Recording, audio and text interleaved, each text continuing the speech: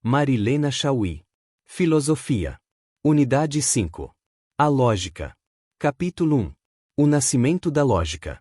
1.1 É lógico. É lógico que eu vou. É lógico que ela disse isso. Quando dizemos frases como essas, a expressão é lógico que indica, para nós e para a pessoa com quem estamos falando, que se trata de alguma coisa evidente. A expressão aparece como se fosse a conclusão de um raciocínio implícito, compartilhado pelos interlocutores do discurso. Ao dizer é lógico que eu vou, estou supondo que quem me ouve sabe, sem que isso seja dito explicitamente, que também estou afirmando, você me conhece, sabe o que penso, gosto ou quero, sabe o que vai acontecer no lugar X e na hora Y, portanto, não há dúvida de que irei até lá. Ao dizer é lógico que ela disse isso, a situação é semelhante. A expressão seria a conclusão de algo que eu e a outra pessoa sabemos, como se eu estivesse dizendo, sabendo quem ela é, o que pensa, gosta, quer, o que costuma dizer e fazer, e vendo o que está acontecendo agora, concluo que é evidente que ela disse isso, pois era de se esperar que ela o dissesse. Nesses casos, estamos tirando uma conclusão que nos parece óbvia, e dizer é lógico que seria o mesmo que dizer, é claro que ou não há dúvida de que. Em certas ocasiões, ouvimos, lemos, vemos alguma coisa e nossa reação é dizer, não. Não pode ser assim. Isso não tem lógica. Ou, então, isso não é lógico. Essas duas expressões indicam uma situação oposta às anteriores, ou seja, agora uma conclusão foi tirada por alguém, mas o que já sabemos, de uma pessoa, de um fato, de uma ideia, de um livro, nos faz julgar que a conclusão é indevida, está errada, deveria ser outra. É possível, também, que as duas expressões estejam indicando que o conhecimento que possuímos sobre alguma coisa, sobre alguém ou sobre um fato não é suficiente para compreendermos o que estamos ouvindo, vendo ou lendo, por isso, nos parece não ter lógica. Nesses vários exemplos, podemos perceber que as palavras lógica e lógico são usadas por nós para significar uma inferência, visto que conheço X, disso posso concluir Y como consequência, 2. Ou a exigência de coerência, visto que X é assim, então é preciso que Y seja assim, 3. Ou a exigência de que não haja contradição entre o que sabemos de X e a conclusão Y a que chegamos, 4. Ou a exigência de que, para entender a conclusão Y, precisamos saber o suficiente sobre X para conhecer por quê. Se chegou a Y inferência, coerência, conclusão sem contradições, conclusão a partir de conhecimentos suficientes são algumas noções implicitamente pressupostas por nós toda vez que afirmamos que algo é lógico ou ilógico. Ao usarmos as palavras lógica e lógico, estamos participando de uma tradição de pensamento que se origina da filosofia grega, quando a palavra logos, significando linguagem discurso e pensamento conhecimento, conduziu os filósofos a indagar se o logos obedecia ou não a regras, possuía ou não normas, princípios e critérios para seu uso e funcionamento. A disciplina filosófica que se ocupa com essas questões chama-se lógica. 1.3. O aparecimento da lógica, Heráclito e Parmênides. Quando estudamos o nascimento da filosofia, vimos que os primeiros filósofos se preocupavam com a origem, a transformação e o desaparecimento de todos os seres. Preocupavam-se com o devir. Duas grandes tendências adotaram posições opostas a esse respeito, na época do surgimento da filosofia, a do filósofo Heráclito de Éfeso e a do filósofo Parmênides de Eleia. Heráclito afirmava que somente o devir ou a mudança é real. O dia se torna noite, o inverno se torna primavera, esta se torna verão, o úmido seca, o seco umedece, o frio esquenta, o quente esfria, o grande diminui, o pequeno cresce, o doente ganha saúde, a treva se faz luz, esta se transforma naquela, a vida cede lugar à morte, esta dá origem àquela. O mundo, dizia Heráclito, é um fluxo perpétuo onde nada permanece idêntico a si mesmo, mas tudo se transforma no seu contrário. A luta é a harmonia dos contrários, responsável pela ordem racional do universo. Nossa experiência sensorial percebe o mundo como se tudo fosse estável e permanente, mas o pensamento sabe que nada permanece, tudo se torna contrário de si mesmo.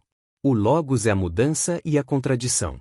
Parmênides, porém, afirmava que o devir, o fluxo dos contrários, é uma aparência, mera opinião que formamos porque confundimos a realidade com as nossas sensações, percepções e lembranças. O devir dos contrários é uma linguagem ilusória, não existe, é irreal, não é. É o não ser, o nada, impensável e indizível. O que existe real e verdadeiramente é o que não muda nunca, o que não se torna oposto a si mesmo, mas permanece sempre idêntico a si mesmo, sem contrariedades internas. É o ser. Pensar e dizer só são possíveis se as coisas que pensamos e dizemos guardarem a identidade, forem permanentes. Só podemos dizer e pensar aquilo que é sempre idêntico a si mesmo. Por isso somente o ser pode ser pensado e dito. Nossos sentidos nos dão a aparência mutável e contraditória, o não ser. Somente o pensamento puro pode alcançar e conhecer aquilo que é ou existe realmente, o ser, e dizê-lo em sua verdade. O Logos é o ser como pensamento e linguagem verdadeiros, portanto, a verdade é a afirmação da permanência contra a mudança, da identidade contra a contradição dos opostos. Assim, Heráclito afirmava que a verdade e o Logos são a mudança das coisas nos seus contrários, enquanto Parmênides afirmava que são a identidade do ser imutável, oposto à aparência sensível da luta dos contrários. Parmênides introduz a ideia de que o que é contrário a si mesmo, ou se torna o contrário do que era, não pode ser pensado nem dito porque é contraditório, e a contradição é o impensável e o indizível, uma vez que uma coisa que se torne oposta de si mesma destrói-se a si mesma, torna-se nada. Para Heráclito, a contradição é a lei racional da realidade. Para Parmênides, a identidade é essa lei racional.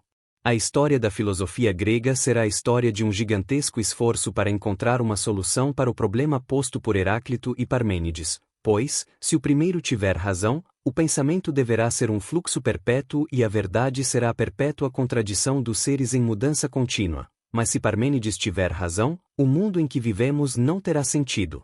Não poderá ser conhecido, será uma aparência impensável e viveremos na ilusão. Será preciso, portanto, uma solução que prove que a mudança e os contrários existem e podem ser pensados, mas, ao mesmo tempo, que prove que a identidade ou permanência dos seres também existe, é verdadeira e pode ser pensada. Como encontrar essa solução? 1.4 O aparecimento da lógica, Platão e Aristóteles. No momento de seu apogeu, isto é, de Platão e de Aristóteles, a filosofia oferecerá as duas soluções mais importantes para o problema da contradição-mudança e identidade-permanência dos seres. Platão considerou que Heráclito tinha razão no que se refere ao mundo material ou físico, isto é, ao mundo dos seres corporais, pois a matéria é o que está sujeito a mudanças contínuas e a oposições internas. Heráclito está certo no que diz respeito ao mundo de nossas sensações, percepções e opiniões. O mundo natural ou material, que Platão chama de mundo sensível, é o devir permanente.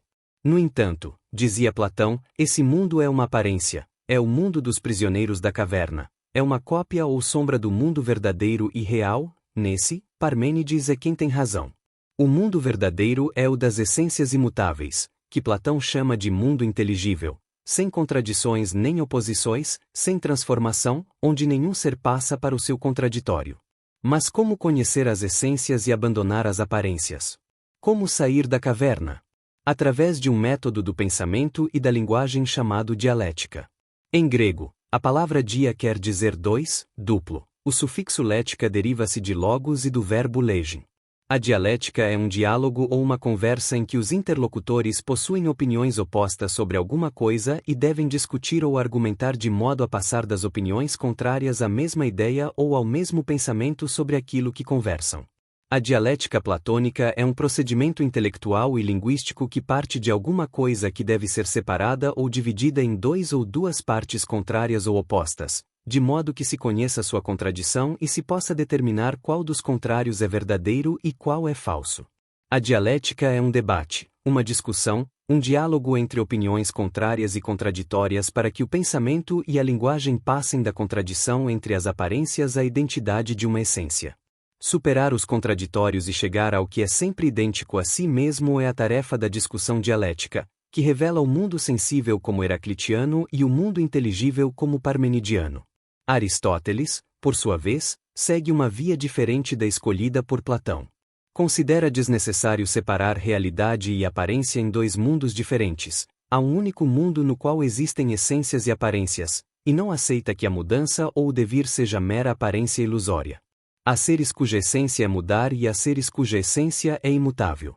O erro de Heráclito foi supor que a mudança se realiza sob a forma da contradição, isto é, que as coisas se transformam nos seus opostos, pois a mudança ou transformação é a maneira pela qual as coisas realizam todas as potencialidades contidas em sua essência, e esta não é contraditória, mas uma identidade que o pensamento pode conhecer. Assim, por exemplo, quando a criança se torna adulta ou quando a semente se torna árvore, nenhuma delas tornou-se contrária a si mesma, mas desenvolveu uma potencialidade definida pela identidade própria de sua essência. Substituindo a dialética por um conjunto de procedimentos de demonstração e prova, Aristóteles criou a lógica propriamente dita, que ele chamava de analítica. Qual a diferença entre a dialética platônica e a lógica aristotélica? Em primeiro lugar, a dialética platônica é o exercício direto do pensamento e da linguagem, um modo de pensar que opera com os conteúdos do pensamento e do discurso. A lógica aristotélica é um instrumento que antecede o exercício do pensamento e da linguagem, oferecendo-lhes meios para realizar o conhecimento e o discurso.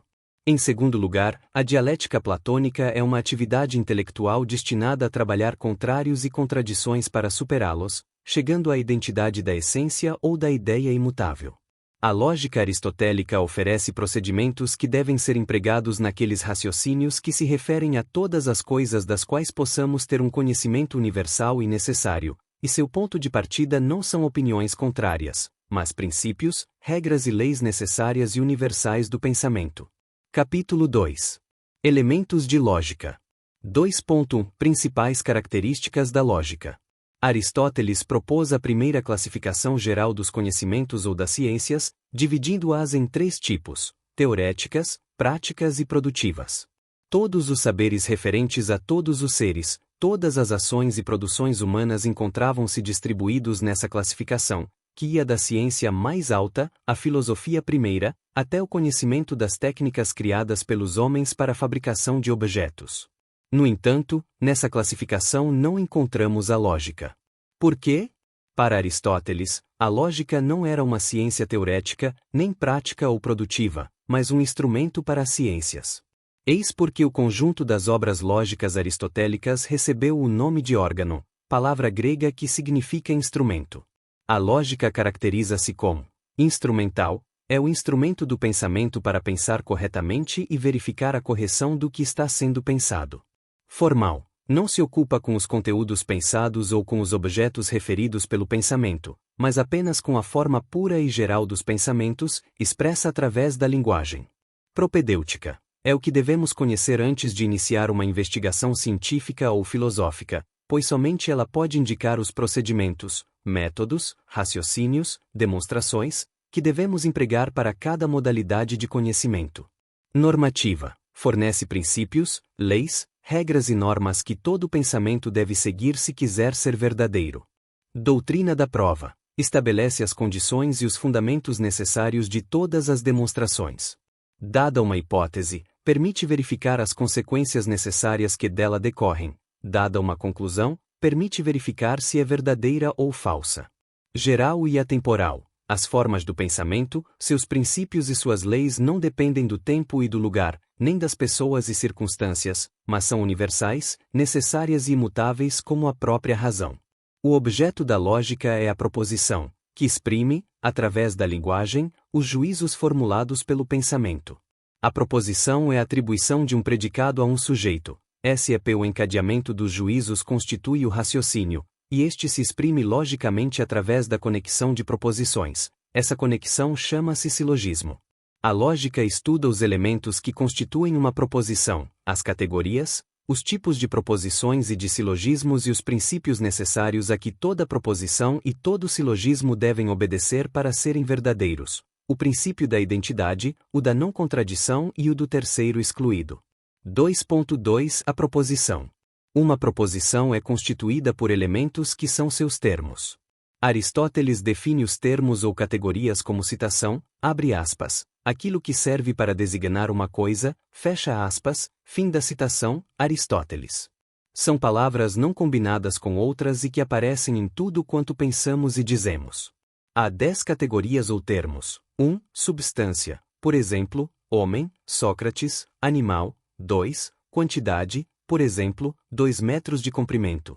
3. Qualidade, por exemplo, branco, grego, agradável. 4. Relação, por exemplo, o dobro, a metade, maior do que. 5. Lugar, por exemplo, em casa, na rua, no alto. 6. Tempo, por exemplo, ontem, hoje, agora. 7. Posição, por exemplo, sentado, deitado, de pé. 8. Posse, por exemplo, armado, isto é, tendo armas. 9. Ação, por exemplo, corta, fere, derrama. 10. Paixão ou passividade, por exemplo, está cortado, está ferido. As categorias ou termos indicam o que uma coisa é ou faz, ou como está.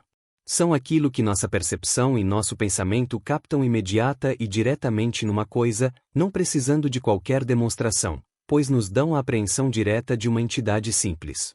Possuem duas propriedades lógicas, a extensão e a compreensão. Extensão é o conjunto de objetos designados por um termo ou uma categoria. Compreensão é o conjunto de propriedades que esse mesmo termo ou essa categoria designa. Por exemplo, uso a palavra homem para designar Pedro, Paulo, Sócrates, e uso a palavra metal para designar ouro, ferro, prata, cobre. A extensão do termo homem será o conjunto de todos os seres que podem ser designados por ele e que podem ser chamados de homens. A extensão do termo metal será o conjunto de todos os seres que podem ser designados como metais. Se, porém, tomarmos o termo homem e dissermos que é um animal, vertebrado, mamífero, bípede, mortal e racional, essas qualidades formam sua compreensão.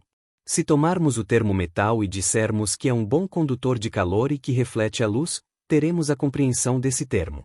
Quanto maior a extensão de um termo, menor sua compreensão, e quanto maior a compreensão, menor a extensão. Se, por exemplo, tomarmos o termo Sócrates, veremos que sua extensão é a menor possível, pois possui todas as propriedades do termo homem e mais suas próprias propriedades enquanto uma pessoa determinada.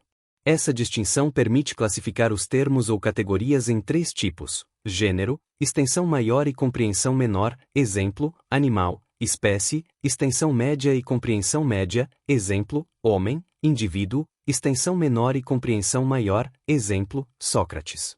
Na proposição, as categorias ou termos são os predicados atribuídos a um sujeito. O sujeito, S, é uma substância. Os predicados, P, são as propriedades atribuídas ao sujeito. A atribuição ou predicação se faz por meio do verbo de ligação ser. Por exemplo, Pedro é alto. A proposição é um discurso declarativo, apofântico, que enuncia ou declara verbalmente o que foi pensado e relacionado pelo juízo. A proposição reúne ou separa verbalmente o que o juízo reuniu ou separou mentalmente. A reunião ou separação dos termos recebe o valor de verdade ou de falsidade quando o que foi reunido ou separado em pensamento e linguagem está reunido ou separado na realidade, verdade, ou quando o que foi reunido ou separado em pensamento e linguagem não está reunido ou separado na realidade, falsidade. A reunião se fazenda pela afirmação S é P. A separação se fazenda pela negação S não é P. A proposição representa o juízo, coloca o pensamento na linguagem e representa a realidade, declara o que está unido e o que está separado. Do ponto de vista do sujeito, existem dois tipos de proposições. Proposição existencial, declara a existência, posição, ação ou paixão do sujeito, por exemplo, citação, abre aspas, um homem é, existe, fecha aspas, fim da citação, autor não informado, citação, abre aspas, um homem anda, fecha aspas, fim da citação, autor não informado, citação, abre aspas. Um homem está ferido, fecha aspas, fim da citação, autor não informado, e suas negativas, citação, abre aspas, um homem não é, não existe. Fecha aspas, fim da citação, autor não informado, citação, abre aspas, um homem não anda, fecha aspas, fim da citação, autor não informado, citação, abre aspas, um homem não está ferido, fecha aspas, fim da citação, autor não informado. Proposição predicativa, declara a atribuição de alguma coisa a um sujeito por meio da cópula é, por exemplo, citação, abre aspas, um homem é justo, fecha aspas, fim da citação, autor não informado, citação, abre aspas, um homem não é justo, fecha aspas, fim da citação, autor não informado. As proposições se classificam segundo a qualidade e a quantidade. Do ponto de vista da qualidade, as proposições se dividem em afirmativas, as que atribuem alguma coisa a um sujeito, S é P, e negativas, as que separam o sujeito de alguma coisa, S não é P. Do ponto de vista da quantidade, as proposições se dividem em universais. Quando o predicado se refere à extensão total do sujeito, afirmativamente, citação, abre aspas, todos os S são P, fecha aspas, fim da citação, autor não informado, ou negativamente, citação, abre aspas, nenhum S é P, fecha aspas, fim da citação, autor não informado, particulares. Quando o predicado é atribuído a uma parte da extensão do sujeito, afirmativamente, citação, abre aspas, alguns S são P, fecha aspas, fim da citação, autor não informado, ou negativamente, citação, abre aspas, alguns S não são P, fecha aspas, fim da citação, autor não informado, singulares. Quando o predicado é atribuído a um único indivíduo, afirmativamente, citação, abre aspas, este S é P, fecha aspas, fim da citação, autor não informado, ou negativamente, citação, abre aspas. Este S não é P, fecha aspas, fim da citação, autor não informado. Além da distinção pela qualidade e pela quantidade, as proposições se distinguem pela modalidade, sendo classificadas como necessárias, quando o predicado está incluído necessariamente na essência do sujeito, fazendo parte dessa essência, por exemplo, citação, abre aspas, todo triângulo é uma figura de 3 lados, fecha aspas, fim da citação, autor não informado, citação, abre aspas, todo homem é mortal, fecha aspas, fim da citação, autor não informado, não necessárias ou impossíveis, quando o predicado não pode, de modo algum, ser atribuído ao sujeito. Por exemplo, citação, abre aspas, nenhum triângulo é figura de 4 lados, fecha aspas, fim da citação, autor não informado, citação, abre aspas, nenhum planeta é um astro com luz própria, fecha aspas, fim da citação, autor não informado, possíveis. Quando o predicado pode ser ou deixar de ser atribuído ao sujeito, por exemplo, citação, abre aspas, alguns homens são justos, fecha aspas, fim da citação, autor não informado. Como todo pensamento e todo juízo, a proposição está submetida aos 3 princípios lógicos fundamentais, condições de toda a verdade. Princípio da identidade, um ser é sempre idêntico a si mesmo, citação, abre aspas, fecha aspas, fim da citação, autor não informado. Princípio da não contradição. É impossível que um ser seja e não seja idêntico a si mesmo ao mesmo tempo e na mesma relação, citação, abre aspas, é impossível que a seja a e não a, fecha aspas, fim da citação, autor não informado. Princípio do terceiro excluído, dadas 2 proposições com o mesmo sujeito e o mesmo predicado, uma afirmativa e outra negativa, uma delas é necessariamente verdadeira e a outra necessariamente falsa. Citação, abre aspas, a é X ou não X, fecha aspas, fim da citação, autor não informado, não havendo terceira possibilidade. Graças a esses princípios, obtemos a última maneira pela qual as proposições se distinguem. Trata-se da classificação das proposições segundo a relação, contraditórias, quando temos o mesmo sujeito e o mesmo predicado, e uma das proposições é universal afirmativa, citação, abre aspas, todos os S são P, fecha aspas, fim da citação, autor não informado, e a outra é particular negativa, citação, abre aspas, alguns S não são P, fecha aspas, fim da citação, autor não informado. Ou quando se tem uma universal negativa, citação, abre aspas, nenhum S é P, fecha aspas, fim da citação, autor não informado, e uma particular afirmativa, citação, abre aspas, alguns S são P, fecha aspas, fim da citação, autor não informado.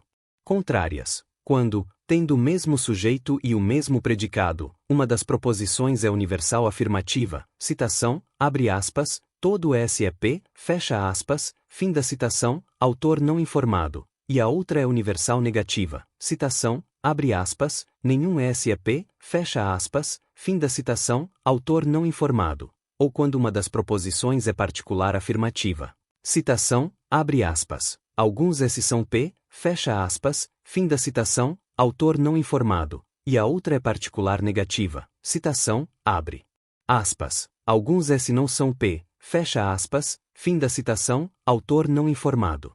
Subalternas. quando uma universal afirmativa subordina uma particular afirmativa de mesmo sujeito e predicado, ou quando uma universal negativa subordina uma particular negativa de mesmo sujeito e predicado. Quando a proposição é universal e necessária, seja afirmativa ou negativa, disse que ela declara um juízo apodítico.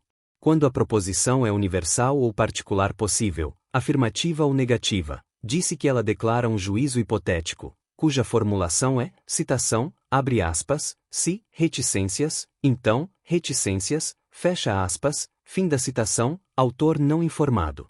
Quando a proposição é universal ou particular, afirmativa ou negativa, e comporta uma alternativa que depende dos acontecimentos ou das circunstâncias, disse que ela declara um juízo disjuntivo, cuja formulação é, citação, abre aspas, ou, reticências, fecha aspas, fim da citação, autor não informado. Assim, a proposição, citação, abre aspas, todos os homens são mortais, fecha aspas, fim da citação, autor não informado, e a proposição, citação, abre aspas, nenhum triângulo é uma figura de 4 lados, fecha aspas, fim da citação, autor não informado, são apodíticas. A proposição, citação, abre aspas, se a educação for boa, ele será virtuoso, fecha aspas, fim da citação, autor não informado, é hipotética. A proposição, citação, abre aspas, ou choverá amanhã ou não choverá amanhã, fecha aspas, fim da citação, autor não informado, é disjuntiva. 2.3 O silogismo. Aristóteles elaborou uma teoria do raciocínio como inferência. Inferir é tirar uma proposição como conclusão de uma outra ou de várias outras proposições que a antecedem e são sua explicação ou sua causa. O raciocínio é uma operação do pensamento realizada por meio de juízos e enunciada linguística e logicamente pelas proposições encadeadas, formando um silogismo. Raciocínio e silogismo são operações mediatas de conhecimento, pois a inferência significa que só conhecemos alguma coisa, a conclusão, por meio ou pela mediação de outras coisas.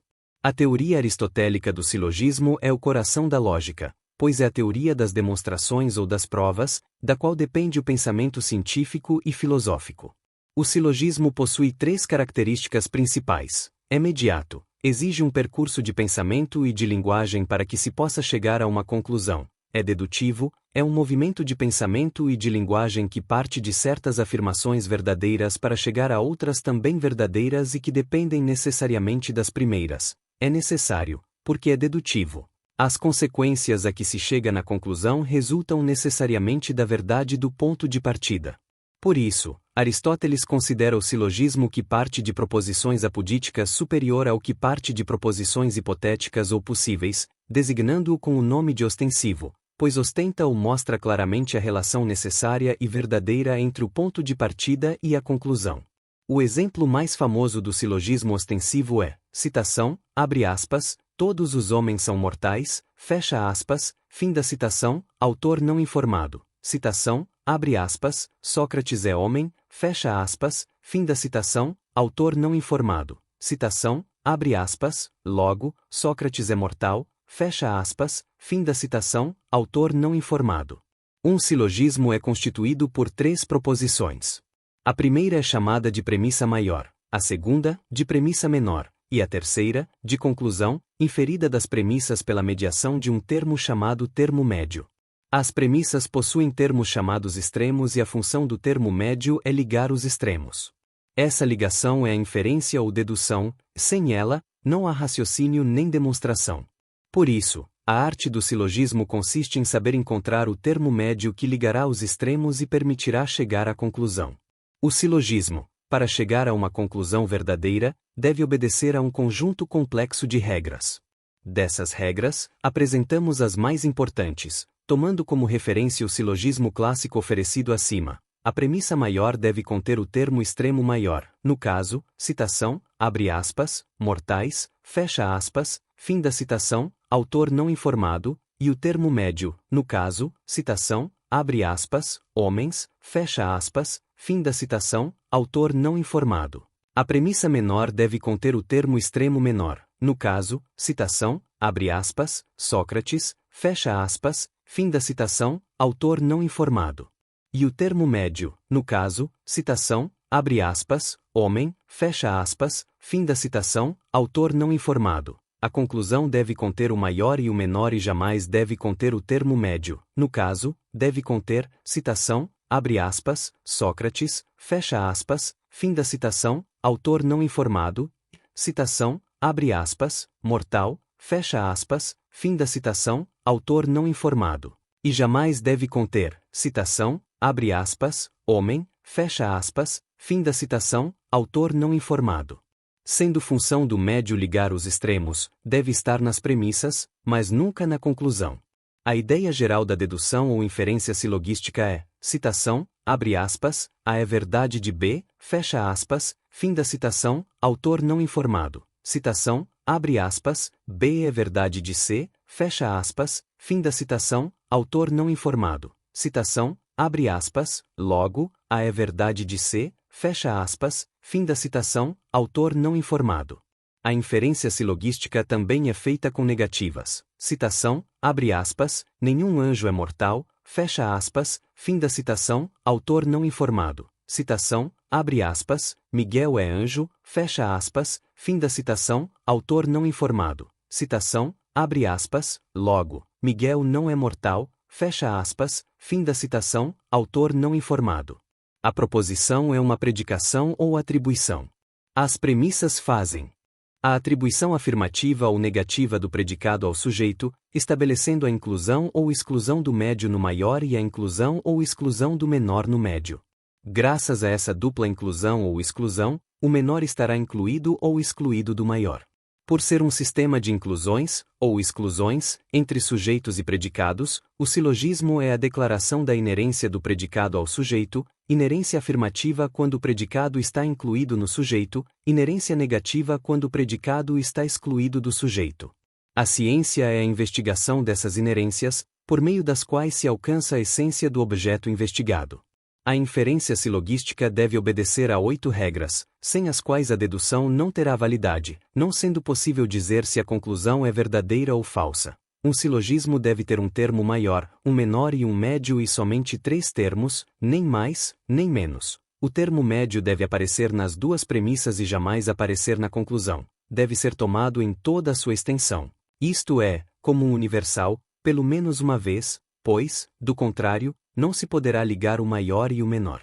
Por exemplo, se eu disser, citação, abre aspas, os nordestinos são brasileiros, fecha aspas, fim da citação, autor não informado, e, citação, abre aspas, os paulistas são brasileiros, fecha aspas, fim da citação, autor não informado, não poderei tirar conclusão alguma, pois o termo médio, citação, abre aspas, brasileiros, fecha aspas, fim da citação, autor não informado, foi tomado sempre em parte de sua extensão e nenhuma vez no todo de sua extensão. Nenhum termo pode ser mais extenso na conclusão do que nas premissas, pois, nesse caso, concluiríamos mais do que seria permitido, o que significa que uma das premissas sempre deverá ser universal, afirmativa ou negativa. A conclusão não pode conter o termo médio, já que a função deste se esgota na ligação entre o maior e o menor, ligação que é a conclusão. De 2 premissas negativas nada pode ser concluído, pois o médio não terá ligado os extremos. De 2 premissas particulares nada poderá ser concluído, pois o médio não terá sido tomado em toda a sua extensão pelo menos uma vez e não poderá ligar o maior e o menor. 2 premissas afirmativas devem ter a conclusão afirmativa. A conclusão sempre acompanha a parte mais fraca, isto é, se houver uma premissa negativa, a conclusão será negativa. Se houver uma premissa particular, a conclusão será particular. Se houver uma premissa particular negativa, a conclusão será particular negativa. Essas regras dão origem às figuras e modos do silogismo. As figuras são 4 e se referem à posição ocupada pelo termo médio nas premissas: sujeito na maior, sujeito na menor, sujeito em ambas, predicado na maior, predicado na menor, predicado em ambas. Os modos se referem aos tipos de proposições que constituem as premissas: universais afirmativas em ambas, universais negativas em ambas, particulares afirmativas em ambas, particulares negativas em ambas, universal afirmativa na maior e particular afirmativa na menor, e assim por diante. Existem 64 modos possíveis, mas, desses, apenas 10 são considerados válidos. Combinando-se as 4 figuras e os 10 modos, Tem-se as 19 formas válidas de silogismo. Tomemos um exemplo da chamada primeira figura e os modos em que pode se apresentar. Na primeira figura, o termo médio é sujeito na maior e predicado na menor. Primeiro modo, todas as proposições são universais afirmativas. Citação, abre aspas, todos os homens são mortais, fecha aspas, fim da citação, autor não informado. Citação, abre aspas, todos os atenienses são homens, fecha aspas, fim da citação, autor não informado. Citação, abre aspas, todos os atenienses são mortais, fecha aspas, fim da citação, autor não informado. Segundo modo, a maior é universal negativa, a menor é universal afirmativa e a conclusão é universal negativa. Citação, abre aspas, nenhum astro é perecível, fecha aspas, fim da citação, autor não informado. Citação, abre aspas, todas as estrelas são astros, fecha aspas, fim da citação, autor não informado. Citação, abre aspas, nenhuma estrela é perecível. Fecha aspas, fim da citação, autor não informado. Terceiro modo, a maior é universal afirmativa, a menor é particular afirmativa e a conclusão é particular afirmativa. Citação, abre aspas, todos os homens são mortais, fecha aspas, fim da citação, autor não informado. Citação, abre aspas, Sócrates é homem, fecha aspas, fim da citação, autor não informado. Citação, abre aspas, Sócrates é mortal, fecha aspas. Fim da citação, autor não informado. Quarto modo, a maior é universal negativa, a menor é particular afirmativa e a conclusão é particular negativa. Citação, abre aspas, nenhum tirano é amado, fecha aspas, fim da citação, autor não informado. Citação, abre aspas, Dionísio é tirano, fecha aspas, fim da citação, autor não informado. Citação, abre aspas, Dionísio não é amado, fecha aspas, fim da citação. Autor não informado. Aristóteles considera a primeira figura a mais própria para o silogismo científico, porque nela a inerência do predicado no sujeito é a mais perfeita. A ciência, segundo Aristóteles, encontra a essência das coisas demonstrando a ligação necessária entre um indivíduo, a espécie e o gênero, isto é, a inclusão do indivíduo na espécie e desta no gênero. A primeira figura é a que melhor evidencia essa inclusão, ou a exclusão. 2.4 O silogismo científico. Aristóteles distingue dois grandes tipos de silogismos, os dialéticos e os científicos. Os primeiros são aqueles cujas premissas se referem ao que é apenas possível ou provável, ao que pode ser de uma maneira ou de uma maneira contrária e oposta, ao que pode acontecer ou deixar de acontecer. Suas premissas são hipotéticas, por isso, sua conclusão também é hipotética. O silogismo científico é aquele que se refere ao universal e necessário, ao que é de uma maneira e não pode deixar de ser tal como é, ao que acontece sempre e sempre da mesma maneira. Suas premissas são apodíticas e sua conclusão também é apodítica. O silogismo dialético é o que comporta argumentações contrárias, porque suas premissas são meras opiniões sobre coisas ou fatos possíveis ou prováveis. As opiniões não são objetos de ciência, mas de persuasão. A dialética é uma discussão entre opiniões contrárias que oferecem argumentos contrários, vencendo aquele argumento cuja conclusão for mais persuasiva do que a do adversário. O silogismo dialético é próprio da retórica, ou arte da persuasão, na qual aquele que fala procura tocar as emoções e paixões dos ouvintes e não o raciocínio ou a inteligência deles. O silogismo científico não admite premissas contraditórias. Suas premissas são universais necessárias e sua conclusão não admite discussão ou refutação, mas exige demonstração.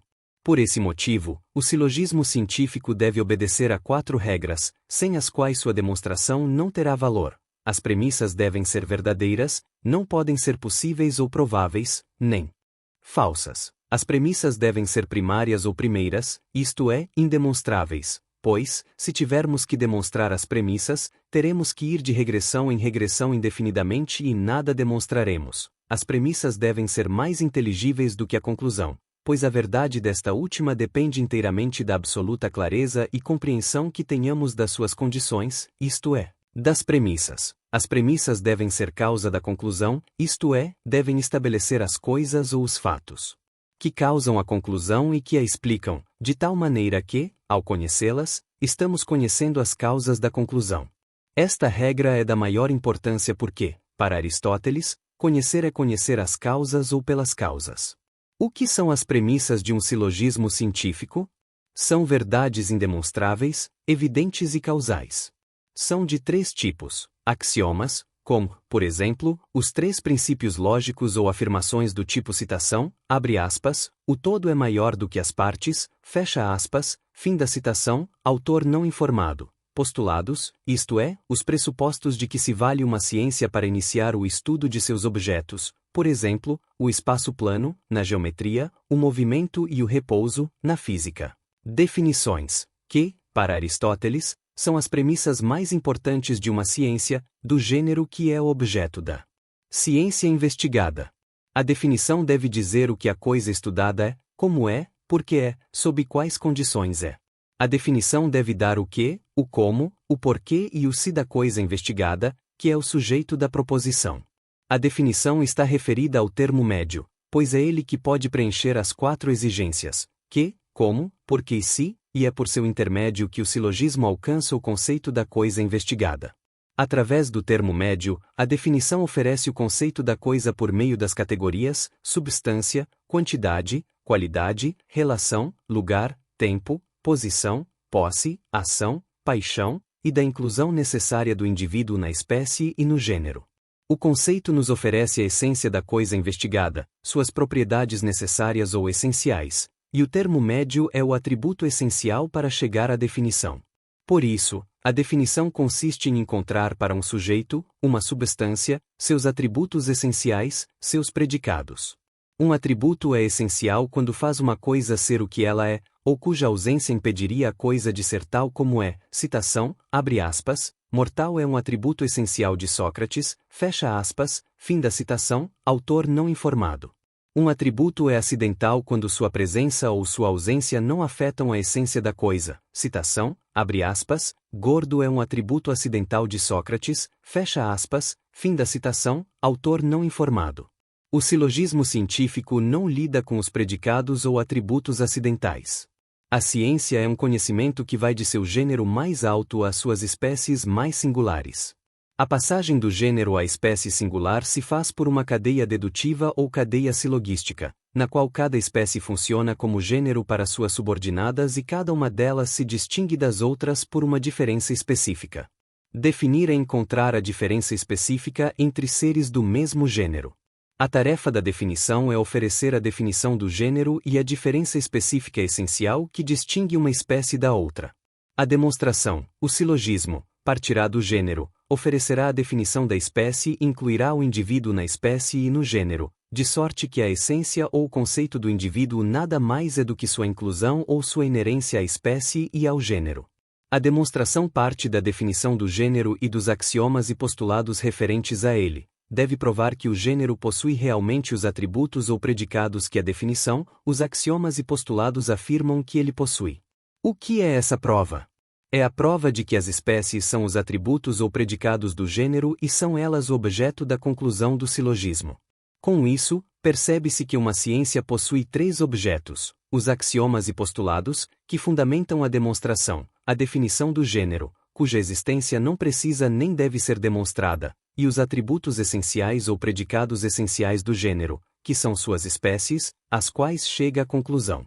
Numa etapa seguinte, a espécie a que se chegou na conclusão de um silogismo torna-se gênero, do qual parte uma nova demonstração, e assim sucessivamente.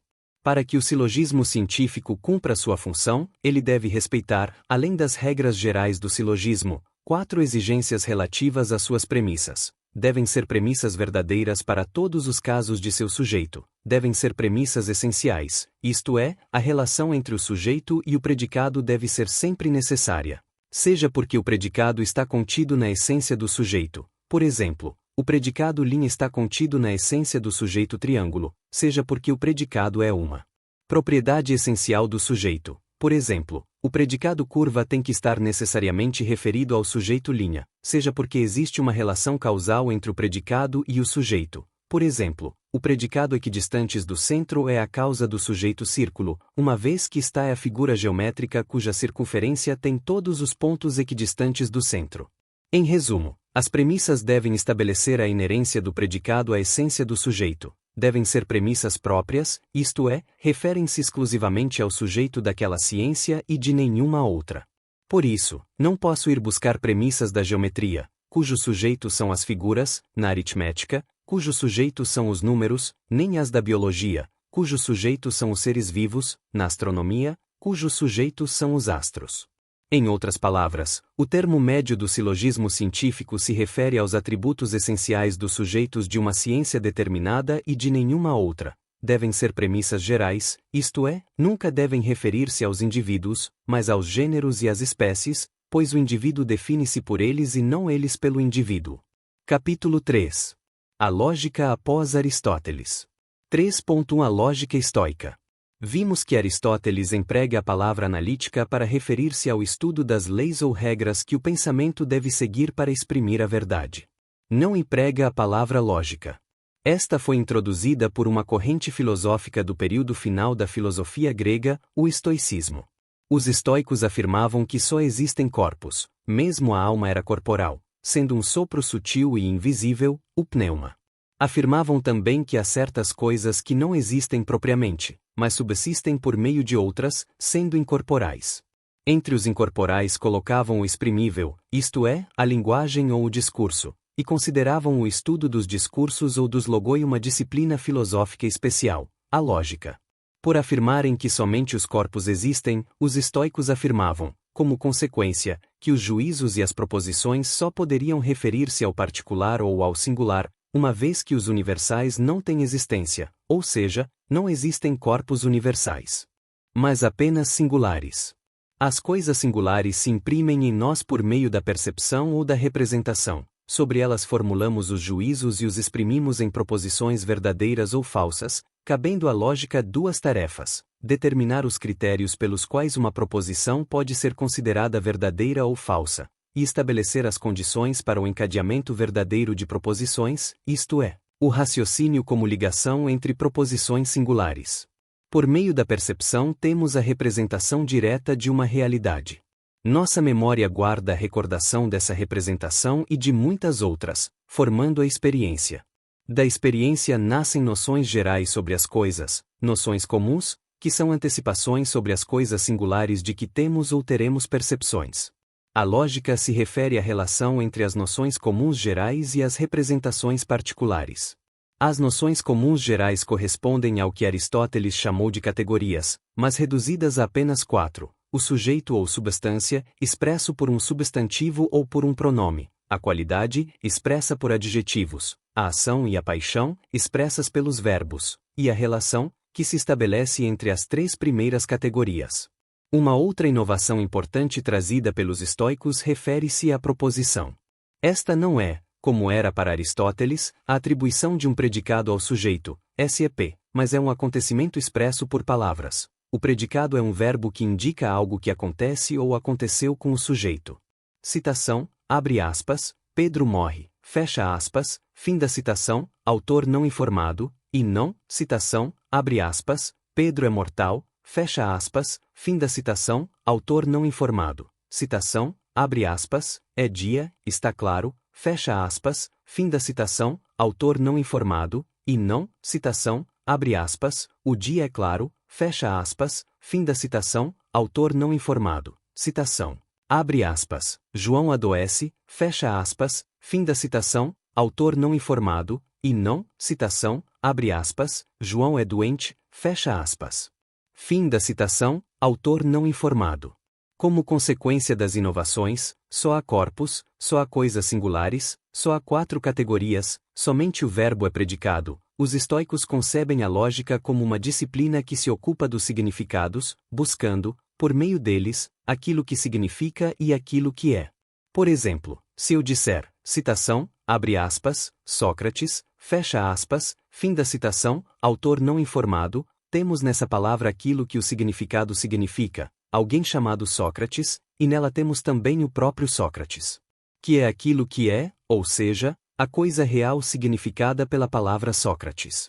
O significado estabelece a relação entre a palavra Sócrates e o homem real Sócrates. O significado é, ao mesmo tempo, a representação mental ou o conceito ou a noção que formamos de Sócrates e a relação entre essa representação e o ser real de Sócrates. Em suma, o significado é o que permite estabelecer a relação entre uma palavra e um ser, pela mediação da representação mental que possuímos desse ser. É o sentido. A lógica estoica opera com o sentido ou com o significado. Uma proposição, para os estoicos, é sempre um enunciado simples sobre um acontecimento referente a um significado.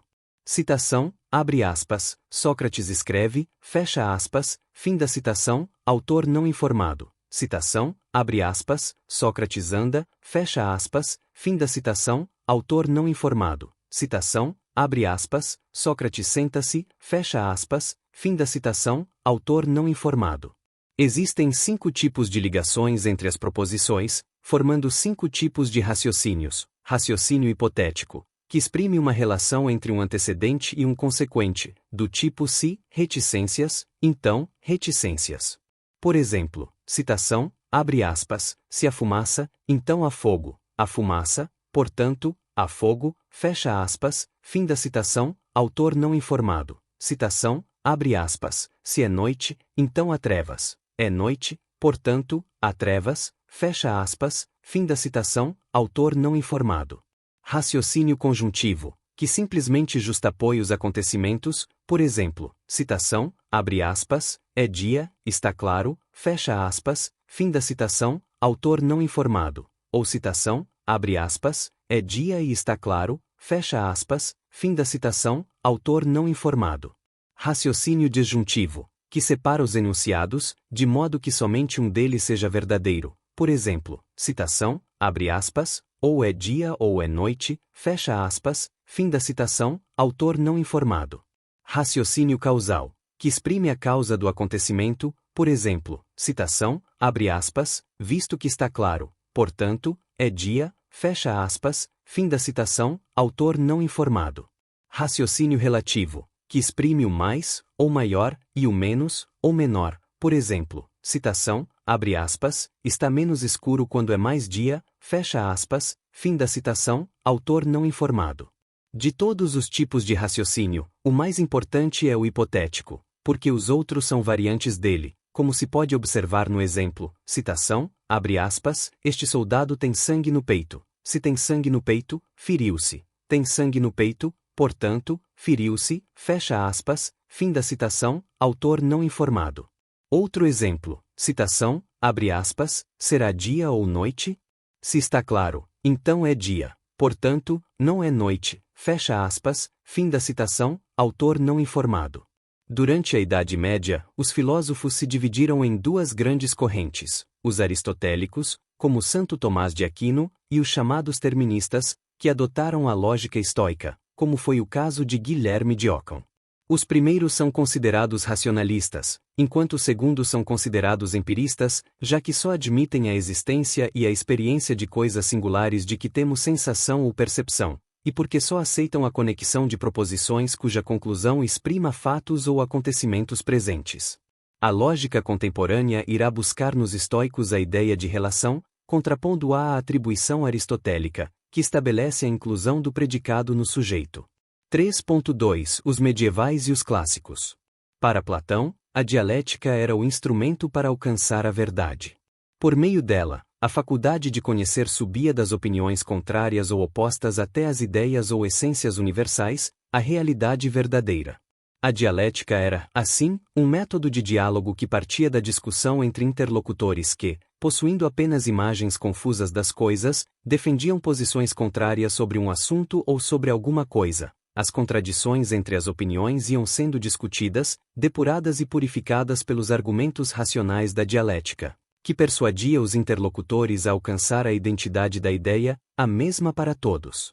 Para Aristóteles, porém, a dialética não poderia cumprir o papel de instrumento do pensamento verdadeiro, porque este exige procedimentos de prova ou demonstração, para além da simples argumentação. Por esse motivo, Aristóteles reservava a dialética para os campos em que a argumentação e a persuasão eram importantes, mas colocava a lógica, a analítica, como instrumento indispensável do pensamento científico e filosófico, isto é, do pensamento que demonstra a verdade das suas teses e conclusões. A lógica era, assim, o instrumento demonstrativo do pensamento verdadeiro. Os estoicos mantiveram a ideia aristotélica de que a lógica era um instrumento de prova. No entanto, como sua teoria do conhecimento afirmava que só conhecemos aquilo de que temos experiência direta, a prova era considerada a maneira pela qual se podia chegar a uma conclusão partindo de premissas meramente prováveis, isto é, do raciocínio hipotético. Por esse motivo, a prova possuía um caráter persuasivo ou argumentativo, levando o estoicismo a identificar lógica e dialética. Durante a Idade Média, embora os filósofos tivessem feito opções diferentes, uns optaram pela concepção de Aristóteles e outros pela dos estoicos, todos tenderam a identificar lógica e dialética, isto é, a considerar que a lógica é uma arte racional de demonstração, mas que essa demonstração tem a força de um argumento persuasivo. A lógica oferecia os procedimentos racionais da prova e da dialética, os meios de persuadir o ouvinte ou o leitor. A principal contribuição dos medievais esteve no esforço para dar um passo além de Aristóteles, com a proposta de quantificar também o predicado das proposições.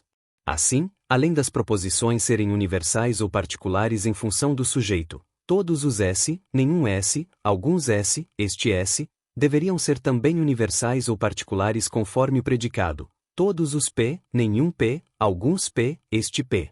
Por exemplo, citação, abre aspas, todos os homens são alguns mortais, fecha aspas, fim da citação, autor não informado, pois os animais e as plantas também são mortais. Citação, abre aspas, todos os homens são todos os seres compostos de corpo e espírito, fecha aspas, fim da citação, autor não informado, pois os anjos só têm espírito, enquanto os animais e as plantas só têm corpo.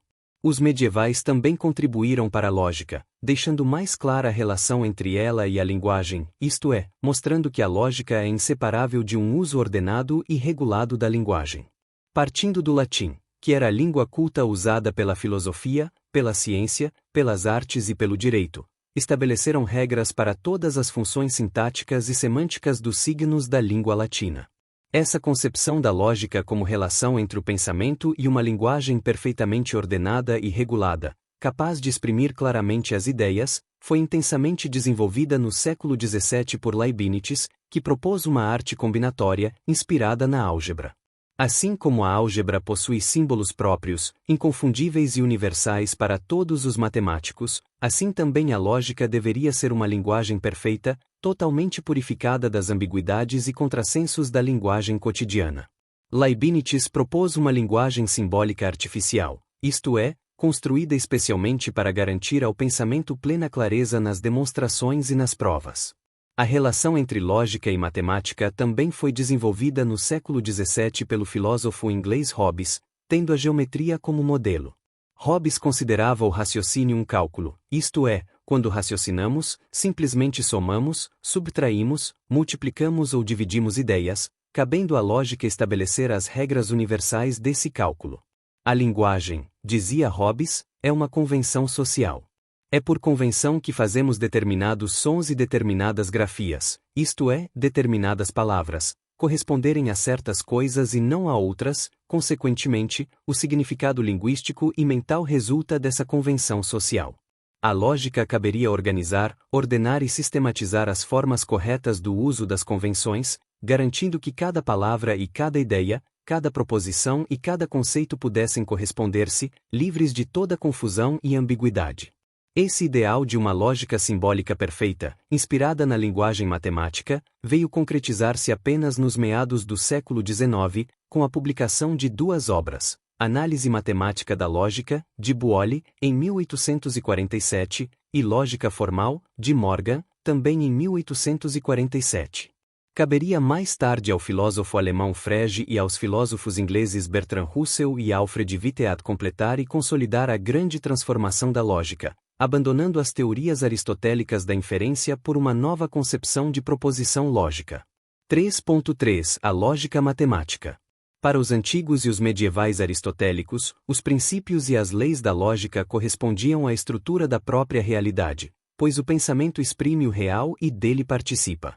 Aristóteles dizia que a verdade e a falsidade são propriedades do pensamento e não das coisas, que a realidade e a irrealidade, aparência ilusória, são propriedades das coisas e não do pensamento, mas que um pensamento verdadeiro devia exprimir a realidade da coisa pensada, enquanto um pensamento falso nada podia exprimir.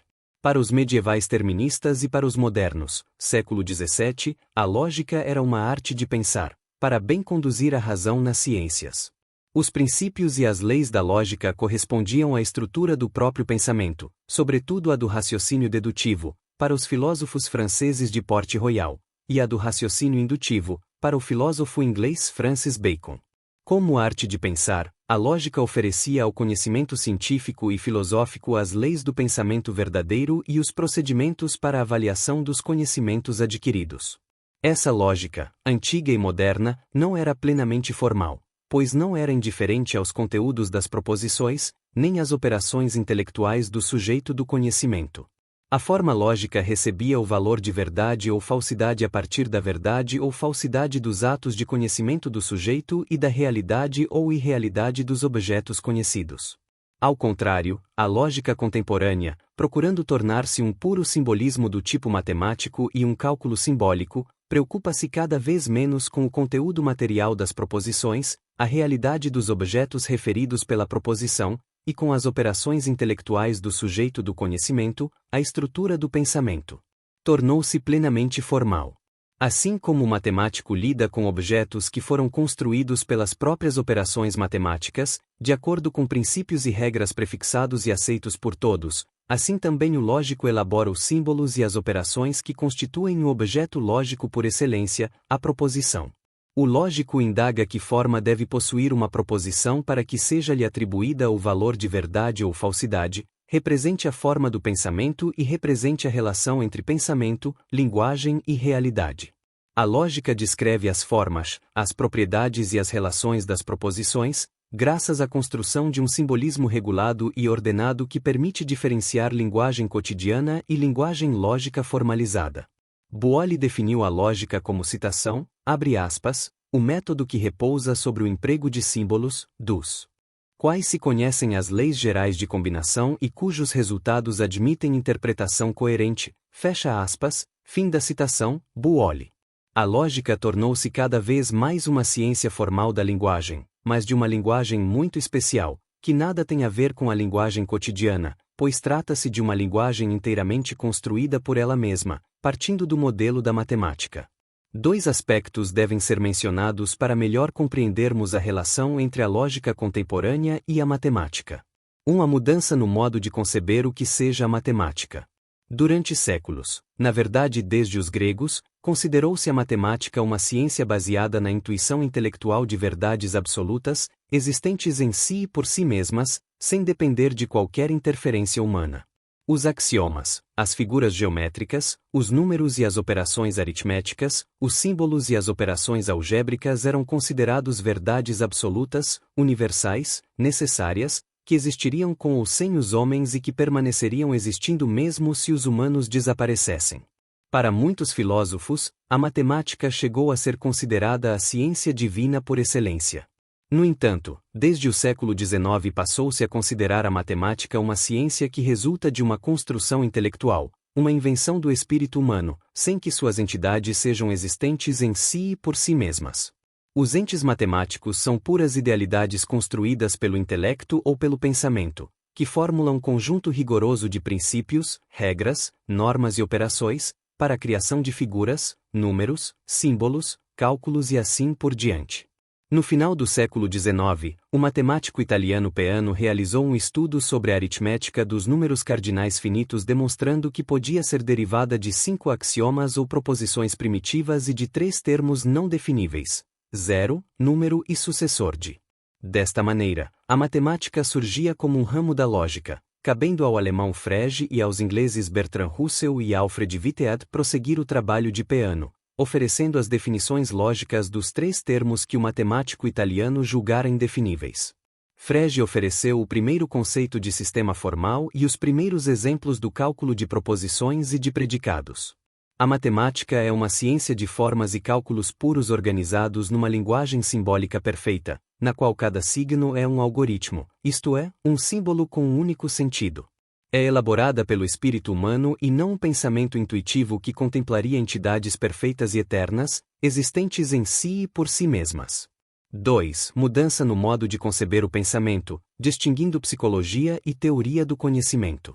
Durante muitos séculos, psicologia e teoria do conhecimento estiveram confundidas, constituindo uma só disciplina filosófica, encarregada de estudar os modos como conhecemos as coisas, distinguindo o que é puramente pessoal e individual, a vida psíquica ou mental de cada um de nós, do que é universal e necessário, válido em todos os tempos e lugares, para todos os sujeitos do conhecimento. Quando a psicologia se tornou uma ciência, descrição dos fatos psíquicos e suas leis, independente da filosofia, e a teoria do conhecimento permaneceu filosófica, por não ser apenas uma descrição da vida mental, mas um estudo das diferenças no conteúdo e na forma dos conhecimentos, surgiu a pergunta, citação, abre aspas, onde fica a lógica, fecha aspas, fim da citação. Autor não informado. Alguns responderam, citação, abre aspas, na psicologia, fecha aspas, fim da citação, autor não informado. Alegavam que os progressos da ciência psicológica iriam definir as regras universais a que todo e qualquer pensamento se submete, e a lógica seria apenas um ramo da psicologia, aquele que estuda como funciona o pensamento científico.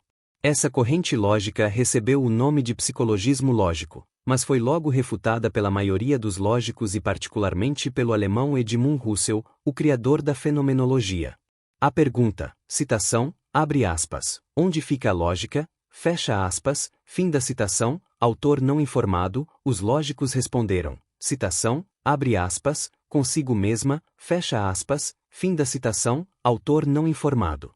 Em outras palavras, a lógica não é parte da psicologia nem da teoria do conhecimento, mas uma disciplina filosófica independente.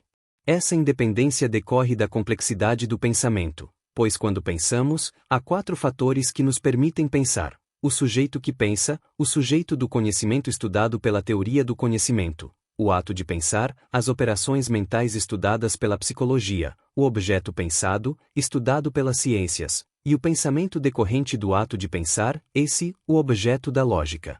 A lógica não se confunde com a psicologia, nem com a teoria do conhecimento, porque seu objeto é o pensamento enquanto operação demonstrativa, que segue regras orientadas para determinar se a demonstração é verdadeira ou falsa do ponto de vista do próprio pensamento, isto é, se a demonstração obedeceu ou não aos princípios lógicos. Qual o efeito dessas duas mudanças sobre a lógica contemporânea?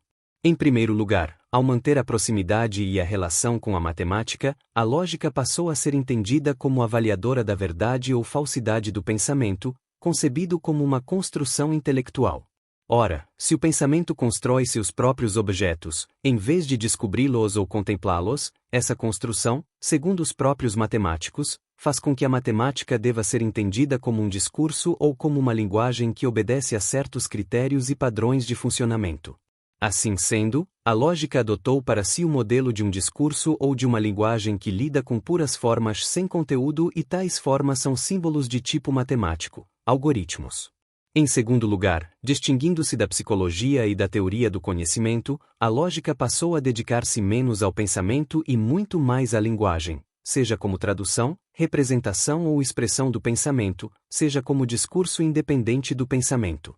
Seu objeto passou a ser o estudo de um tipo determinado de discurso, a proposição e as relações entre proposições. Sua finalidade tornou-se o projeto de oferecer normas e critérios para uma linguagem perfeita, capaz de avaliar as demais linguagens, científicas, filosóficas, artísticas, cotidianas e outras. 3.4 Lógica dos predicados e lógica das relações. Vimos que alguns filósofos medievais e clássicos julgaram necessário quantificar, além do sujeito da proposição, também o predicado. No século XIX, o lógico inglês Hamilton levou avante a quantificação dos predicados, chegando a 8 tipos de proposições. Primeiro, afirmativas totais, em que sujeito e predicado são tomados em toda a sua extensão, universais, citação, abre aspas, todo S é todo P, fecha aspas, fim da citação, autor não informado, por exemplo, citação, abre aspas. Todo triângulo é todo trilateral, fecha aspas, fim da citação, autor não informado. Segundo, afirmativas totoparciais, em que o sujeito é tomado universalmente e o predicado particularmente, citação, abre aspas, todo S é algum P, fecha aspas, fim da citação, autor não informado, Por exemplo, citação, abre aspas, todo triângulo é alguma figura, fecha aspas, fim da citação, autor não informado. Terceiro, afirmativas partitotais, em que o sujeito é particular e o predicado é tomado universalmente. Citação, abre aspas, alguns S são todo P, fecha aspas, fim da citação, autor não informado.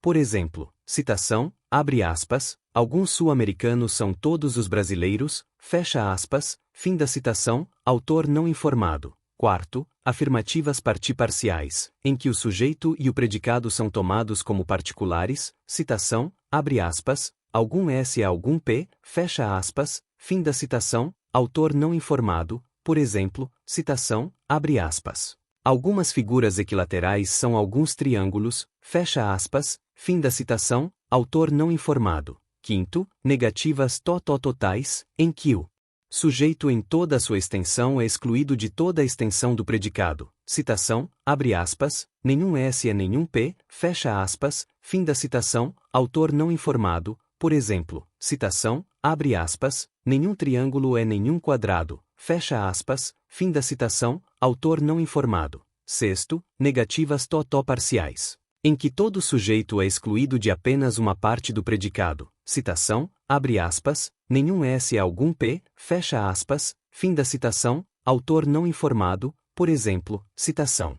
Abre aspas, nenhum triângulo é algum equilateral, fecha aspas, fim da citação, autor não informado. Sétimo, negativas partitotais, em que só uma parte do sujeito é excluída da extensão do predicado. Citação, abre aspas, algum S não é nenhum P, fecha aspas, fim da citação, autor não informado. Por exemplo, citação, abre aspas. Alguma figura equilateral não é nenhum triângulo, fecha aspas, fim da citação, autor não informado. Oitavo, negativas partiparciais, em que uma parte da extensão do sujeito é excluída de uma parte da extensão do predicado. Citação, abre aspas, alguns S não são alguns P, fecha aspas, fim da citação, autor não informado. Por exemplo, citação, abre aspas, algum triângulo não é alguma figura equilateral, fecha aspas, fim da citação, autor não informado.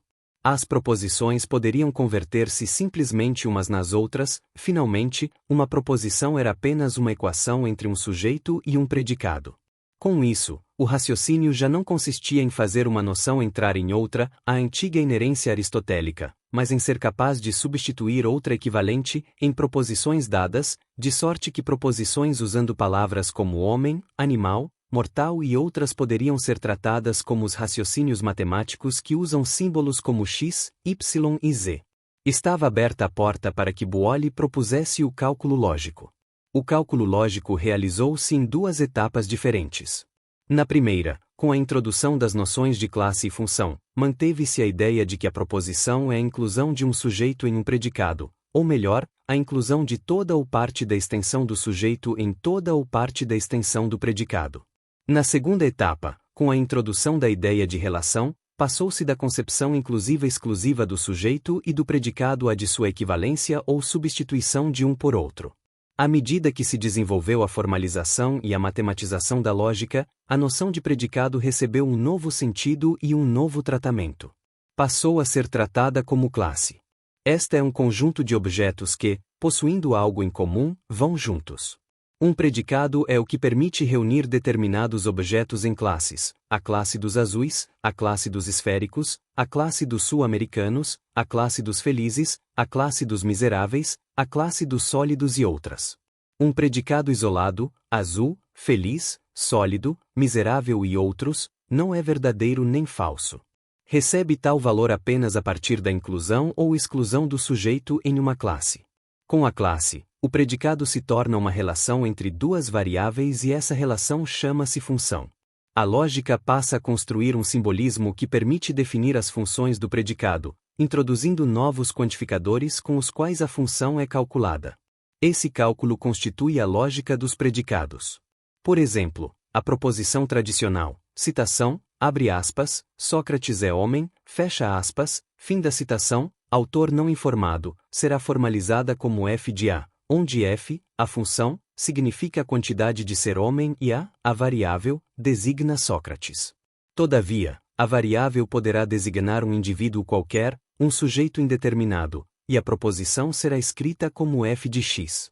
Tal proposição pode ser quantificada da seguinte maneira: a universal será lida como, citação, abre aspas, para todo x, f de x, fecha aspas, fim da citação, autor não informado. A particular ou existencial será lida como, citação, abre aspas, existe um x tal que f de x, fecha aspas, fim da citação, autor não informado.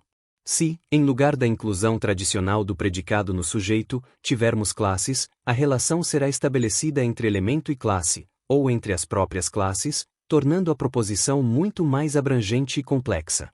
Tomemos, por exemplo, a proposição, citação, abre aspas, os homens são mortais, fecha aspas, fim da citação, autor não informado, e a proposição, citação, abre aspas, Sócrates é mortal, fecha aspas, fim da citação, autor não informado. Para calculá-las, devemos começar pela relação entre a classe dos homens e a dos mortais. Assim, seja a classe dos homens e seja B a classe dos mortais, a classe dos homens está incluída na classe dos mortais, seja X Sócrates, seja a classe dos homens, Sócrates pertence à classe dos homens, donde se lê, citação, abre aspas, para todo X, se X pertence à classe A, então X pertence à classe B, fecha aspas, fim da citação, autor não informado. O que se lê verbalmente como, citação, abre aspas, para todo X, X pertence a implica que X pertence a B, fecha aspas, fim da citação, autor não informado. Portanto, Sócrates é mortal. São 6 as operações que podem ser realizadas com as classes. Primeiro, inclusão de uma classe em outra, A está contida em B. Segundo, reunião de várias classes, D reunida com M reunida com N. Terceiro, interseção de várias classes com elementos comuns, A em interseção com B em interseção com C. Quarto, a classe universal, que abrange todos os elementos. Quinto, a classe vazia. Isto é, que não contém elemento algum. Sexto, a classe complementar de A, denotada como A complementar, formada por todos os elementos que não pertencem a. Os lógicos que mais desenvolveram a possibilidade de uma lógica das classes, das funções proposicionais e do cálculo dos predicados foram Frege, Whitehead, Bertrand Russell e Wittgenstein. A lógica dos predicados foi enriquecida e modificada com a lógica das relações, iniciada no século XIX pelos filósofos ingleses Morgan, que também era matemático, e P.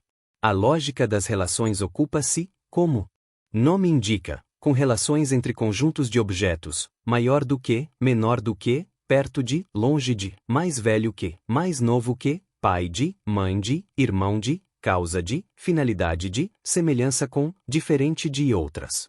As relações podem abranger 2 ou mais objetos, sendo binárias, ternárias, quaternárias e assim por diante, dependendo do número de objetos abrangidos por ela. A relação mais conhecida é a binária, expressa verbalmente como, citação, abre aspas, há uma relação entre x e y, fecha aspas, fim da citação, autor não informado. As relações possuem propriedades calculáveis. Tais propriedades permitem diferenciar os vários tipos de relação, como, por exemplo, relação transitiva, dados x, y e z, e dadas a relação entre x e y e a relação entre y e z, há uma relação entre x e z. Por exemplo, x é maior do que y é maior do que z, x é maior do que z, ou, citação, abre aspas, se x se relaciona com y e se y se relaciona com z, então x se relaciona com z, fecha aspas, fim da citação, autor não informado. Relação não transitiva, dados x, y e z, e dadas a relação entre x e y e a relação entre y e z, não se pode ter a mesma relação entre x e z, embora haja uma relação entre x e z. Por exemplo, Pedro é pai de João, João é pai de Antônio, mas Pedro não é pai de Antônio, pois é seu avô. Relação intransitiva, dados x, y e z, e dadas a relação entre x e y e a relação entre y e z, não é possível determinar qual seria a relação entre x e z. Por exemplo, x é maior do que y é menor do que z, mas não podemos saber se x é maior ou menor do que z. Relação de simetria, a relação entre x e y é a mesma que a relação entre y e x. Por exemplo, A é igual a B, B é igual a, ou, citação, abre aspas, para todo x e para todo y. Se x se relaciona com y, então y se relaciona com x, fecha aspas. Fim da citação, autor não informado. Relação de assimetria. Quando se tem a relação entre x e y, não se pode ter a relação entre y e x. Por exemplo, A é maior do que B, portanto, não se pode ter B é maior do que A. Ou, citação, abre aspas, não é verdade que, para todo x e para todo y, se x se relaciona com y, então y se relaciona com x, fecha aspas, fim da citação, autor não informado. Relação reflexiva. Estabelece-se entre uma relação transitiva e uma relação simétrica. Assim, por exemplo, citação, abre aspas, x pode ver y, fecha aspas, fim da citação, autor não informado, é reflexiva em um mundo onde haja espelhos, onde, citação, abre aspas, y pode ver x, fecha aspas, fim da citação, autor não informado. Relação irreflexiva. Estabelece-se entre relações intransitivas e assimétricas. Relação inversa. Uma relação é inversa a uma outra relação quando, para todos os objetos x e y, verifica-se que x se relaciona com y se, e somente se, houver y relacionado com x pelo inverso. É o caso, por exemplo, da relação, citação, abre aspas, pai de, fecha aspas, fim da citação, autor não informado, e, citação, abre aspas, filho de, fecha aspas, fim da citação, autor não informado. Tanto a lógica dos predicados quanto a lógica das relações estão submetidas a uma lógica mais ampla, que é a das proposições, ou do cálculo proposicional, pois a proposição é o campo da lógica propriamente dita. O cálculo das proposições consiste em estabelecer os procedimentos pelos quais podemos determinar a verdade ou a falsidade de uma proposição, de acordo com sua ligação com outra ou com outras. Os casos mais simples de cálculos de proposições referem-se à conjunção, citação, abre aspas, Pedro canta e Pedro dança, fecha aspas, fim da citação, autor não informado, a negação, citação, abre aspas, Pedro canta, ponto. Pedro não canta, fecha aspas, fim da citação, autor não informado, a disjunção, citação, abre aspas, Pedro canta ou Pedro dança, fecha aspas, fim da citação, autor não informado, e a implicação, citação, abre aspas. Se Pedro canta, então Pedro dança, fecha aspas, fim da citação, autor não informado. O cálculo consiste em atribuir o valor verdade a uma das proposições, o valor falsidade a outra e inferir o valor da ligação entre elas. Para que se perceba que o conteúdo das proposições é irrelevante, só interessando sua forma, vejamos como são simbolizados, em leitura verbal, os vários cálculos das ligações proposicionais. Cálculo da conjunção, leitura do conectivo e. Para P verdadeiro e Q verdadeiro, P e Q é verdadeiro. Para P verdadeiro e Q falso, P e Q é falso. Para P falso e Q verdadeiro, P e Q é falso. Para P falso e Q falso, P e Q é falso. Cálculo da negação, leitura do conectivo não. Se P é verdadeiro, não P é falso. Se P é falso, não P é verdadeiro. Cálculo da disjunção, leitura do conectivo ou, no sentido inclusivo. Para P verdadeiro e Q verdadeiro, P ou Q é verdadeiro. Para P verdadeiro e Q falso, P ou Q é verdadeiro. Para P falso e Q verdadeiro, P ou Q é verdadeiro. Para P falso e Q falso, P ou Q é falso. Cálculo da implicação, leitura do conectivo implica que. Para P verdadeiro e Q verdadeiro, P implica que é verdadeiro. Para P verdadeiro e Q falso, P implica que é falso. Para P falso e Q verdadeiro, P implica que é verdadeiro. Para P falso e Q falso, P implica que é verdadeiro. Um exemplo poderá ajudar a compreender como funciona o cálculo. Se dissermos, citação, abre aspas, se Pedro é cearense, P, ou catarinense, Q, então é brasileiro, R. Ora, Pedro não é brasileiro. Portanto, não é cearense nem catarinense, fecha aspas, fim da citação, autor não informado. Teremos a leitura verbal do encadeamento, citação, abre aspas, se P ou Q implica R, e não R, então não P ou não Q, fecha aspas, fim da citação, autor não informado. Cálculo da bi-implicação, ou equivalência. Para P verdadeiro e Q verdadeiro, P se somente se Q é verdadeiro. Para P verdadeiro e Q falso, P se somente se Q é falso. Para P falso e Q verdadeiro, P se somente se Q é falso. Para P falso e Q falso, P se somente se Q é verdadeiro. Esses cálculos constituem as matrizes, que são como tabelas que apresentam todas as situações possíveis que cada ligação associa a um par de proposições elementares P e Q. Capítulo 4. Lógica e dialética. Vimos a diferença entre Platão e Aristóteles a respeito do papel da dialética no conhecimento. Vimos também a maneira como os estoicos e os medievais articularam lógica e dialética. Vimos, por fim, que a lógica moderna e contemporânea enfatizaram o formalismo lógico e aproximaram ao máximo lógica e matemática. Entretanto, entre o século XVII e o século XX, houve uma outra posição filosófica que, procurando superar as diferenças entre Platão e Aristóteles, de um lado, e recusando a identificação entre lógica e matemática, de outro lado, reuniu, mais uma vez, lógica e dialética. Trata-se da filosofia hegeliana, no século XIX. Para compreendermos a posição de Hegel, precisamos levar em consideração dois acontecimentos filosóficos alemães muito importantes: o idealismo crítico de Kant e o romantismo filosófico.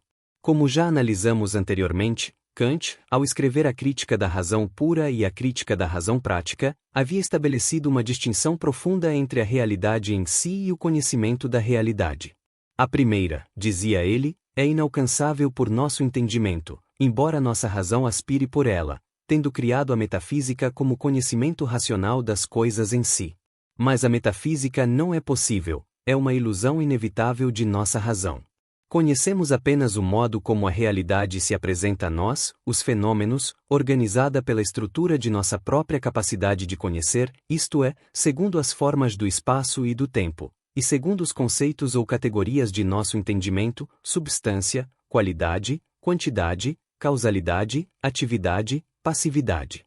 Embora a realidade em si, isto é, a essência em si de Deus, da alma e do mundo, não possa ser racionalmente conhecida por nós, permanece, porém, como um ideal de nossa razão, que, fazendo dessas essências ideias puras, as coloca como fundamentos de nossa vida ética ou moral. A separação kantiana entre entendimento e razão, conceitos e ideias, fenômenos e realidades em si foi interpretada como separação entre sujeito e mundo, seres humanos e natureza, espírito e natureza. Como o sujeito e sua atividade de conhecimento, assim como sua atividade ética e política, criam o mundo humano da cultura, a separação kantiana foi interpretada como separação entre cultura e natureza. Os filósofos e artistas românticos alemães não aceitavam tal separação e buscaram caminhos pelos quais humanos e natureza pudessem reunir-se novamente, ou, como diziam, pudessem reconciliar-se. Julgavam haver encontrado o caminho para isso nas artes. Elas seriam o reencontro dos humanos e da natureza, através da beleza e do sentimento estético ou da imaginação e da sensibilidade. Hegel, porém, recusou a solução romântica. Dizia ele que, no fundo, não tinha havido reconciliação alguma. Enquanto Kant coloca tudo no sujeito, os românticos haviam colocado tudo na natureza, desejando fundir-se com ela por meio da imaginação e da sensibilidade. Os dois termos, cultura e natureza, sujeito e mundo, espírito e realidade, continuavam separados. Como reuni-los verdadeiramente? Como alcançar a verdadeira reconciliação? Respondeu Hegel, compreendendo que só existe o espírito, que a natureza é uma manifestação do próprio espírito, uma exteriorização do espírito, que a cultura também é uma exteriorização do espírito, manifestação espiritual, e que ambos serão reunidos e reconciliados na interiorização do próprio espírito, quando este se reconhecer como a interioridade que se manifestou externamente como natureza e cultura. O movimento pelo qual o espírito se exterioriza como natureza e cultura e pelo qual retorna a si mesmo como interioridade de ambas é a história, não como sequência temporal de acontecimentos e de causas e de efeitos, mas como vida do espírito. O que é o espírito? É o verbo divino, em grego, o logos. O que é a vida do logos? A história. É a lógica. Que é a lógica como vida do espírito?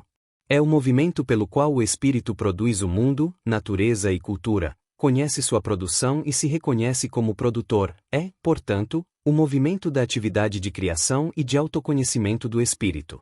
É a ciência da lógica, entendendo-se por ciência não a descrição e explicação dos fatos e de seus encadeamentos causais, mas a atividade pela qual o espírito se conhece a si mesmo ao criar-se a si mesmo, manifestando-se ou exteriorizando-se como natureza e cultura. Essa ciência da lógica é a dialética. O que é a dialética?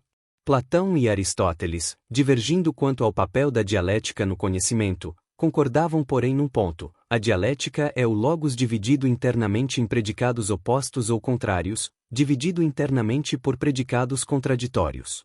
Ora, que fizeram Platão e Aristóteles? Consideraram que a realidade e a verdade obedecem ao princípio de identidade e expulsam a contradição. Esta é considerada irreal, do ponto de vista da realidade, e impossível, do ponto de vista da verdade, pois é irreal e impossível que uma coisa seja e não seja ela mesma ao mesmo tempo e na mesma relação. Em outras palavras, algo é real e verdadeiro quando podemos conhecer o conjunto de seus predicados positivos e afastar os predicados negativos contrários e contraditórios. Em Platão, a função da dialética era expulsar a contradição. Em Aristóteles, a função da lógica era garantir o uso correto do princípio de identidade. Ambos se enganaram, julga Hegel. A dialética é a única maneira pela qual podemos alcançar a realidade e a verdade como movimento interno da contradição, pois Heráclito tinha razão ao considerar que a realidade é o fluxo eterno dos contraditórios. No entanto, ele também se enganou ao julgar que os termos contraditórios eram pares de termos positivos opostos. A verdadeira contradição dialética possui duas características principais. Nela, os termos contraditórios não são dois positivos contrários ou opostos, mas dois predicados contraditórios do mesmo sujeito, que só existem negando um ao outro. Em vez de dizer quente e frio, doce e amargo, material espiritual, natural cultural, devemos compreender que é preciso dizer quente não quente, frio não frio, doce não doce, amargo não amargo, material não material, espiritual não espiritual, natural não natural, cultural não cultural. O negativo, o não x, não quente, não doce, não material, não natural, não é um positivo contrário a outro positivo, mas é verdadeiramente negativo. Se eu disser, por exemplo, o caderno não é a árvore, esse não é um negativo verdadeiro, pois o caderno e a árvore continuam como dois termos positivos. Esse não, escreve Hegel, é mera negação externa. Nesta, qualquer termo pode ser negação de qualquer outro. Assim, por exemplo, posso dizer, o caderno não é a árvore, não é a porta, não é João, não é a mesa. O verdadeiro negativo é uma negação interna, como aquela que surge se eu disser, por exemplo, o caderno é a não árvore, pois, aqui, o ser do caderno, a sua realidade, é a negação da realidade da árvore, o caderno é a árvore negada. Como árvore. Não tem uma árvore que virou um caderno, mas uma árvore que deixou de ser árvore porque foi transformada em caderno. A negação interna é aquela na qual um ser é a supressão de seu outro, de seu negativo. A contradição dialética nos revela um sujeito que surge, se manifesta e se transforma graças à contradição de seus predicados. Em lugar de a contradição ser o que destrói o sujeito, como julgavam todos os filósofos, ela é o que movimenta e transforma o sujeito, fazendo síntese ativa de todos os predicados postos e negados por ele. Que é a lógica, vida do espírito? É o movimento dialético pelo qual o espírito, como sujeito vivo, põe ou cria seus predicados, manifesta-se através deles, nega-os e os suprime como termos separados dele e diferentes dele, para fazê-los coincidirem com ele. Os predicados não são, como na lógica formal e matemática, termos positivos inertes que atribuímos ou recusamos a um sujeito, mas são realidades criadas, negadas, suprimidas e reincorporadas pelo próprio sujeito, isto é, pelo espírito. Se retornarmos agora ao nosso ponto de partida, a separação sujeito-mundo, cultura-natureza, poderemos compreender por que a ciência da lógica, tal como Hegel a concebe, é a reconciliação racional dos termos.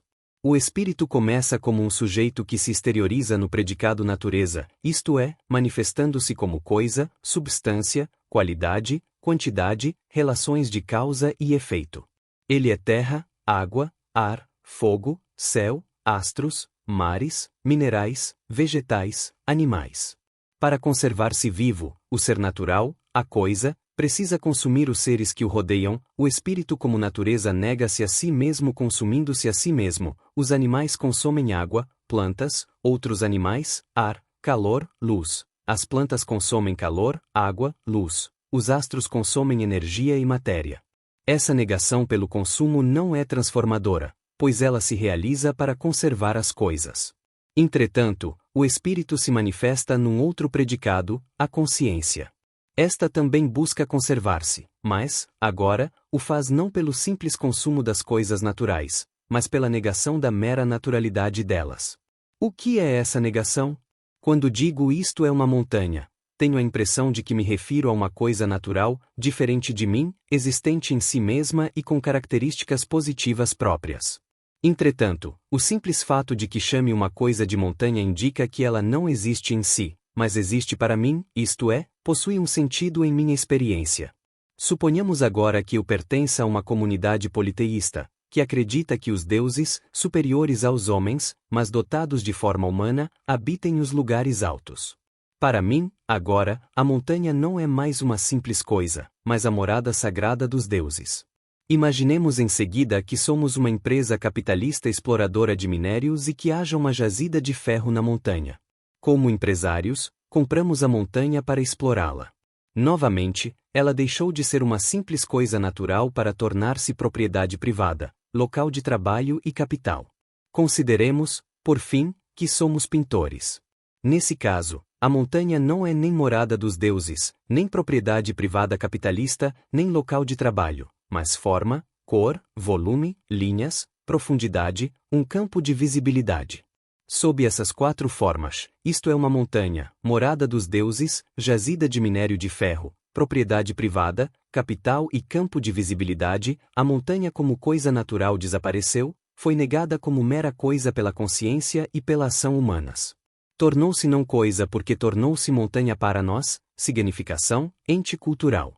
Foi consumida, destruída, suprimida, negada pela cultura. Em termos hegelianos, o espírito negou-se como natureza e afirmou-se como cultura. Negou-se como ser em si, tornando-se ser para si. Deve-se compreender que a negação dialética não significa a destruição empírica ou material de coisas empíricas ou materiais, e sim a destruição de seu sentido imediato que é superado por um sentido novo, posto pelo próprio espírito. Ao reconhecer-se como movimento interno de posição, negação e supressão de seus predicados, essa é natureza. Essa é não natureza porque é cultura, o espírito reconhecer-se como sujeito que se produz a si mesmo e que é o movimento de autoprodução de si mesmo, essa é natureza e cultura porque é o espírito. Nesse reconhecimento, reconcilia-se consigo mesmo, ao mesmo tempo, em si e para si. Como se observa, em Hegel, a lógica não é um instrumento formal para o bom uso do pensamento, mas é ontologia. Fim da unidade.